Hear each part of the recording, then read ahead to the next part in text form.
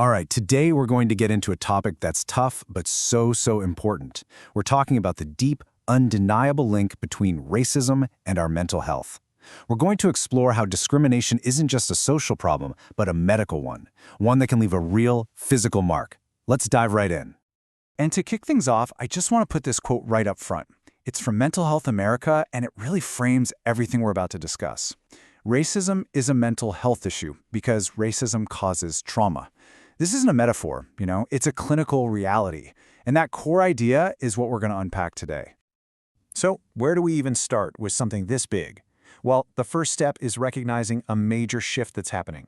Racism is now being officially treated not just as a social issue, but as a full-blown public health crisis, and that changes everything.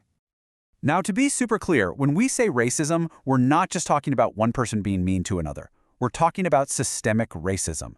Think of it like the very foundation of a building. It's this complex mix of history, cultural norms, and official policies that keeps racial inequality going across all parts of society.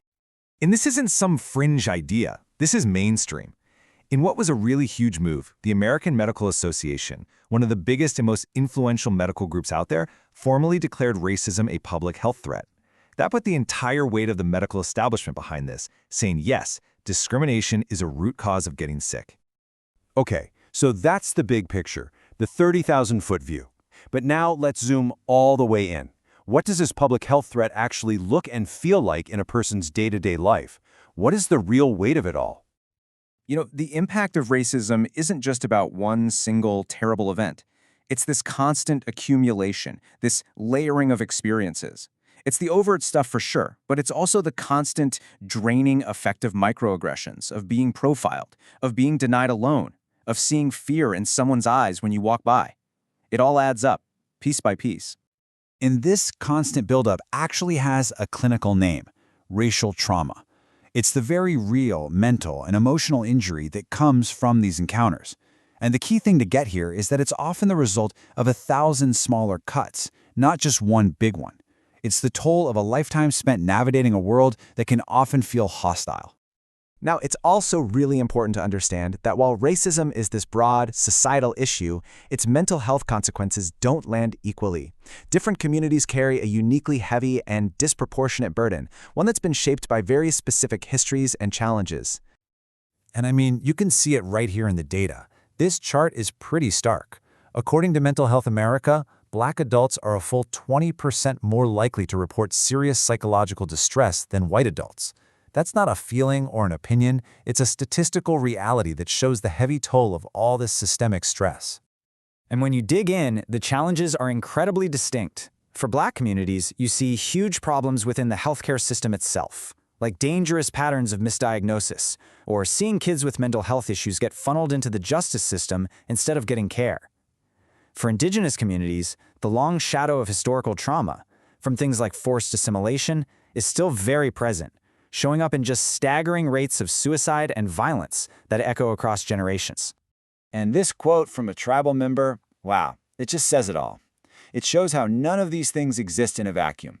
They're all tangled up together. It's the historical trauma, plus the poverty, plus the lack of jobs. It all creates this perfect storm for crises in mental health and substance use. Okay, so we've looked at the societal level, we've looked at the community impact. Now we're going to go even deeper. We're going to go right inside the human brain to look for the actual physical evidence of what discrimination does to us. Which brings us to this really crucial question. Can all these experiences we've been talking about literally, physically change the structure and function of your brain? And the answer, based on some pretty incredible new science, is a clear and resounding yes. So how in the world do we know that? Well, a really groundbreaking study from 2021 gave us a direct look.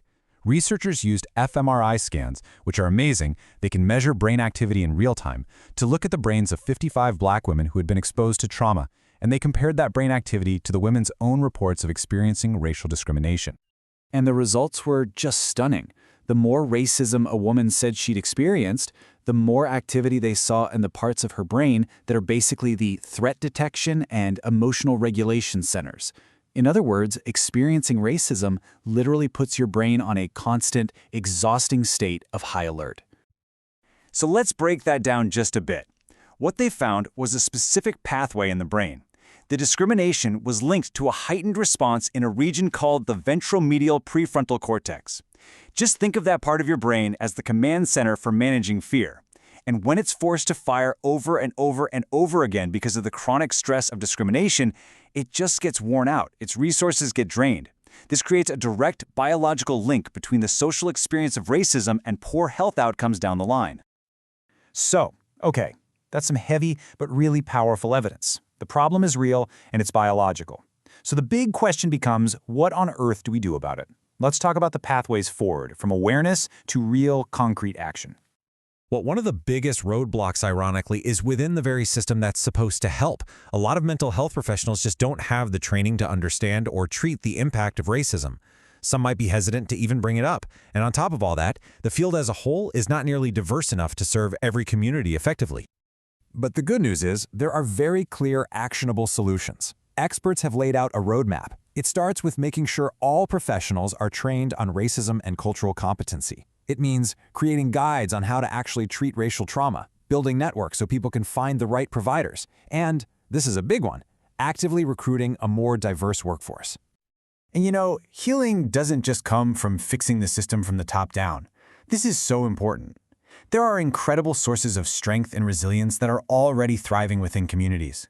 Things like a strong connection to culture, to family, to elders, the use of traditional health practices. These powerful social bonds all act as a kind of protective shield, helping to buffer against the harm of racial trauma. So we end here. We've seen that racism isn't just an idea, it's a force powerful enough to physically change our brains. And that leaves us with a final, really challenging question to ponder. If the wound is biological, what does a society that truly heals actually look like? What kind of world do we need to build to not only stop causing this harm, but to help heal the damage that's already been done? Thanks for watching.